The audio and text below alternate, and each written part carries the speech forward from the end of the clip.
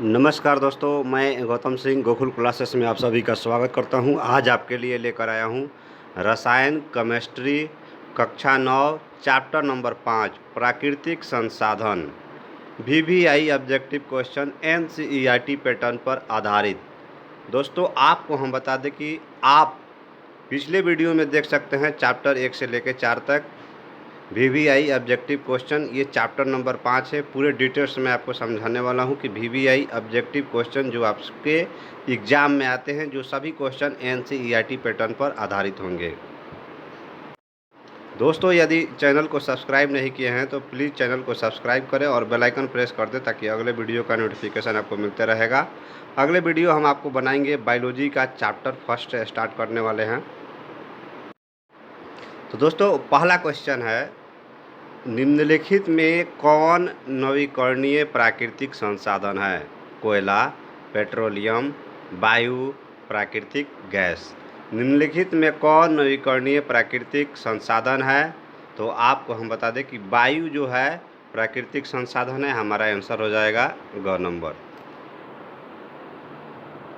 बढ़ते हैं अगले प्रश्न की तरफ। अगला प्रश्न है हमारा, निम्नलिखित में कौन पराबैंगनी किरणों को पृथ्वी तल पर आने से रोकता है? मीथेन, कुहासा, कार्बन डाइऑक्साइड या ओजोन।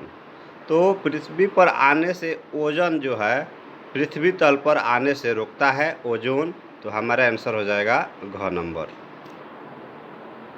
बढ़ते हैं अगले प्रश्न की तरफ। अगला प्रश्न है हमारा, पृथ्वी तल पर जल क्षेत्र क्या कहलाता है? स्थल मंडल, जलमंडल, समुद्र या समतापमंडल। तो पृथ्वी तल पर जल क्षेत्र कहलाता है जलमंडल। तो हमारा आंसर हो जाएगा ख नंबर। बढ़ते हैं अगले प्रश्न की तरफ। अगला प्रश्न है हमारा, समुद्र में कौन सा लवण सबसे अधिक मात्रा में पाया जाता है? Calcium fluoride, calcium chloride, sodium chloride, sodium fluoride.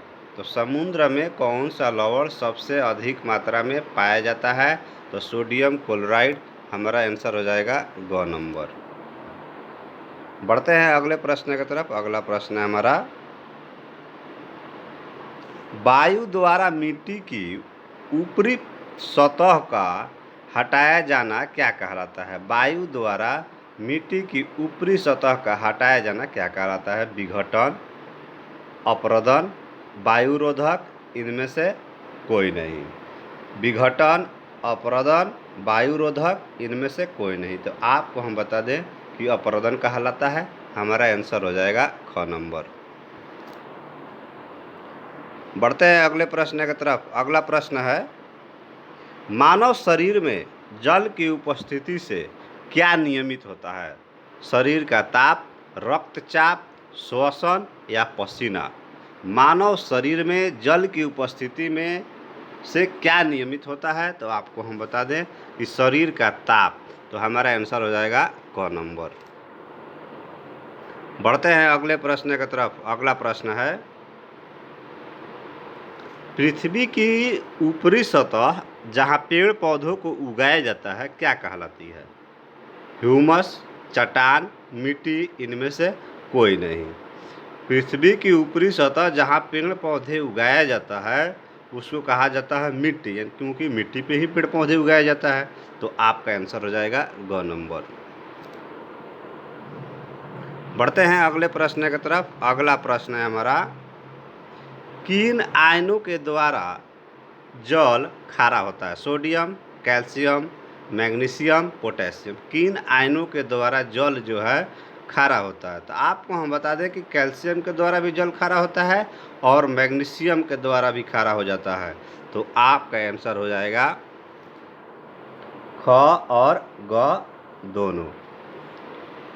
अगला प्रश्न है, ओजोन परत के आवास में मुख्य प्रदूषक क्या है? SO2, CO2, CO, नाइट्रोजन के ऑक्साइड एवं क्लोरोफ्लोराइड कार्बन। तो दोस्तों, आपको हम बता दें कि ओजोन परत के आवास में मुख्य प्रदूषक जो है नाइट्रोजन के ऑक्साइड और क्लोरोफ्लोराइड कार्बन होता है। हमारा आंसर हो जाएगा घ नंबर। बढ़ते हैं अगले प्रश्न की तरफ। अगला प्रश्न है, मृदा प्रदूषण का मुख्य कारण क्या है? लोहे का ढेर, कांच का ढेर, डिटर्जेंट, प्लास्टिक। मृदा प्रदूषण का मुख्य कारण जो है प्लास्टिक है। हमारा आंसर हो जाएगा घ नंबर। बढ़ते हैं अगले प्रश्न की तरफ। अगला प्रश्न है, ओजोन परत वायुमंडल के निम्नलिखित किस भाग में पाया जाता है? क्षोभ मंडल में, समतापमंडल में, मध्य मंडल में या बाह्य वायुमंडल में? तो दोस्तों आपको हम बता दें कि समतापमंडल में ओजोन परत वायुमंडल के भाग में पाया जाता है। हमारा आंसर हो जाएगा ख नंबर। बढ़ते हैं अगले प्रश्न की तरफ। अगला प्रश्न है, निम्नलिखित में अम्ल वर्षा का पीएच मान क्या होना चाहिए? 0, 5.6 से कम, 7 या 7 से अधिक। तो दोस्तों आपको हम बता दें कि निम्नलिखित में अम्ल वर्षा पीएच का मान जो होना चाहिए 5.6 से कम होना चाहिए। हमारा आंसर हो जाएगा ख नंबर। बढ़ते हैं अगले प्रश्न की तरफ। अगला प्रश्न है, वाहनों के धुओं में मौजूद कार्बन मोनोऑक्साइड हमारे शरीर में प्रवेश कर होमोग्लोबिन से अभिक्रिया कर निम्नलिखित में किसका निर्माण करता है? ऑक्सी हीमोग्लोबिन, कार्बो हेक्सीमोग्लोबिन, मेटो हीमोग्लोबिन, इनमें से कोई नहीं। तो दोस्तों आपको हम बता दें कि हमारा आंसर हो जाएगा कार्बोहेक्सो हीमोग्लोबिन यानी कि ख नंबर। बढ़ते हैं अगले प्रश्न की तरफ। अगला प्रश्न है हमारा, निम्नलिखित में कौन वायु प्रदूषक नहीं है? CO, NO2, CO2, SO2। दोस्तों आपको हम बता दें कि निम्नलिखित में कौन वायु प्रदूषक नहीं है? तो CO2 यानी हमारा आंसर हो जाएगा CO2 यानी कि ग नंबर। बढ़ते हैं अगले प्रश्न की तरफ। अगला प्रश्न है, वायु में लेड प्रदूषण के लिए कौन जिम्मेवार है? शीशा रहित पेट्रोल, ईंधन के रूप में compressed natural gas CNG, diesel या शीशा युक्त पेट्रोल। वायु में लेड प्रदूषण के लिए कौन जिम्मेवार है? तो आपको हम बता दें कि शीशा युक्त पेट्रोल। हमारा आंसर हो जाएगा घ नंबर। बढ़ते हैं अगले प्रश्न की तरफ। अगला प्रश्न है, वायु और वर्षा के अत्यधिक प्रहार से मिट्टी की ऊपरी सतह हट जाती है। तो निम्नलिखित में इसे क्या कहते हैं? अपरदन, भूस्खलन, अपक्षयन, इनमें से कोई नहीं। तो दोस्तों आपको हम बता दें कि वायु और वर्षा के अत्यधिक प्रवाह से मिट्टी की ऊपरी सतह हट जाना अपरदन कहलाता है। हमारा आंसर हो जाएगा क नंबर। बढ़ते हैं अगले प्रश्न की तरफ। अगला प्रश्न है, मिट्टी की उर्वरता के संरक्षण के लिए निम्नलिखित में कौन विधि प्रभावशाली है? विभिन्न फसलों को बारी बारी से बोकर, भूमि को परती छोड़कर, हरित उर्वर एवं कंपोस्ट का उपयोग करके या इनमें से सभी। तो दोस्तों इसमें से आंसर हो जाएगा सभी। हमारा आंसर हो जाएगा घ नंबर। बढ़ते हैं अगले प्रश्न की तरफ। अगला प्रश्न है हमारा, वायु प्रदूषक के रूप में निम्नलिखित में कौन वाहन द्वारा उत्सर्जित नहीं होते हैं? SO2, हाइड्रोकार्बन, फ्लाई ऐश या CO। तो वायु प्रदूषक के रूप निम्नलिखित में कौन वाहन द्वारा उत्सर्जित नहीं होते हैं? तो यहाँ पे हमारा आंसर हो जाएगा फ्लाई ऐश। हमारा आंसर हो जाएगा ग नंबर। बढ़ते हैं अगले प्रश्न की तरफ। अगला प्रश्न है, निम्नलिखित में कौन जल प्रदूषण का कारण नहीं है? वाहन द्वारा फैलाने वाला धुएं, प्लांट न्यूट्रिएंट्स, ऑक्सीजन डिमाइनिस अपशिष्ट, रोग उत्पन्न करने वाले अभिकर्ता। तो दोस्तों आपको हम बता दें कि निम्नलिखित में कौन जल प्रदूषण का कारण नहीं है? वाहन द्वारा फैलाने वाले धुएं। हमारा आंसर हो जाएगा क नंबर। बढ़ते हैं अगले प्रश्न की तरफ। अगला प्रश्न है, निम्नलिखित में कौन मृदा प्रदूषक नहीं है? अमोनियम सल्फेट, प्लास्टिक, पीड़कनाशी, डिटर्जेंट। मृदा प्रदूषक नहीं है बताना है, तो इसमें से है डिटर्जेंट। हमारा आंसर हो जाएगा घ नंबर। बढ़ते हैं अगले प्रश्न की तरफ। अगला प्रश्न है, वैश्विक ऊष्मीकरण की स्थिति से बचने के लिए हमें क्या करना चाहिए? वृक्षारोपण, ऊर्जा के नवीकरणीय साधनों का अधिकतम उपयोग, जीवाश्म ईंधनों का न्यूनतम योग, इनमें से सभी। तो वैश्वीकरण उष्मीकरण की स्थिति से बचने के लिए हमें क्या करना चाहिए? वृक्षारोपण भी कर सकते हैं, ऊर्जा के नवीकरणीय साधनों का अधिकतम उपयोग भी कर सकते हैं, जीवाश्म ईंधनों का न्यूनतम योग भी। इनमें से सभी हमारा आंसर हो जाएगा घ नंबर। बढ़ते हैं अगले प्रश्न की तरफ। अगला प्रश्न है, वायुमंडल में उपस्थित कार्बन मोनोऑक्साइड का मुख्य स्रोत क्या है? औद्योगिक क्रियाएं, वाहन से फैलाने वाले धुएं, वन में आग लगने से, ज्वालामुखी फटने से। तो वायुमंडल में उपस्थित कार्बन मोनोऑक्साइड का मुख्य स्रोत क्या है? तो मुख्य स्रोत है हमारा वाहन से फैलाने वाले धुएं। आंसर हो जाएगा ख नंबर। बढ़ते हैं अगले प्रश्न की तरफ। अगला प्रश्न है, ओजोन स्तर के हवास में होता है रक्त कैंसर, लौंग कैंसर, त्वचा कैंसर या वक्ष कैंसर। ओजोन स्तर के हवास में होता है त्वचा कैंसर। हमारा आंसर हो जाएगा ग नंबर। बढ़ते हैं अगले प्रश्न की तरफ। अगला प्रश्न है, वायुमंडल में कार्बन डाइऑक्साइड की मात्रा निम्नलिखित में किस विधि द्वारा स्थिर रह पाती है? हरे पेड़ पौधे सूर्य प्रकाश की उपस्थिति में कार्बन डाइऑक्साइड को ग्लूकोज को बदल देते हैं। समुद्री जंतु जल में घुले कार्बोनेट से अपने कवच बनाते हैं। क और ख दोनों या इनमें से कोई नहीं। तो आपको हम बता दें कि इनमें से दोनों हैं, क और ख। आपका आंसर हो जाएगा ग नंबर। बढ़ते हैं अगले प्रश्न की तरफ। अगला प्रश्न है, धूम कोहरा क्या है?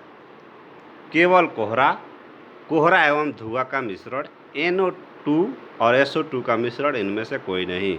धूम कोहरा क्या है? धूम कोहरा जो है कोहरा एवं धुआं का मिश्रण है।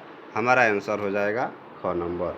बढ़ते हैं अगले प्रश्न की तरफ। अगला प्रश्न है, निम्नलिखित गैसों में कौन अम्ल वर्षा के लिए उत्तरदायी है? CO2, SO2, CO या hydrocarbon.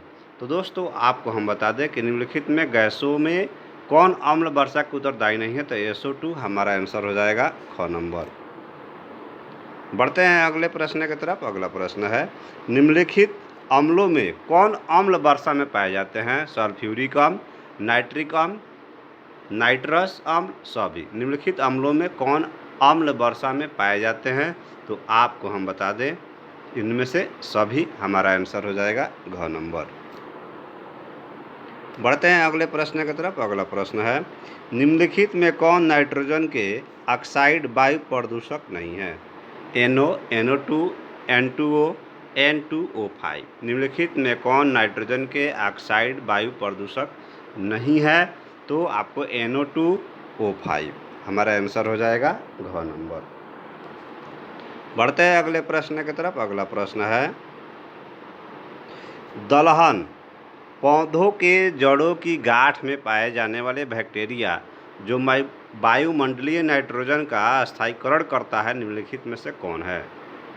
Rhizobium bacteria, enzyme, cyanobacteria, इनमें से कोई नहीं। तो आपको हम बता दें कि दलहन के पौधों के जड़ों की गांठ में पाए जाने वाला बैक्टीरिया जो नाइट्रोजन की स्थायीकरण करता है वो आपका है राइजोबियम बैक्टीरिया। हमारा आंसर हो जाएगा क नंबर।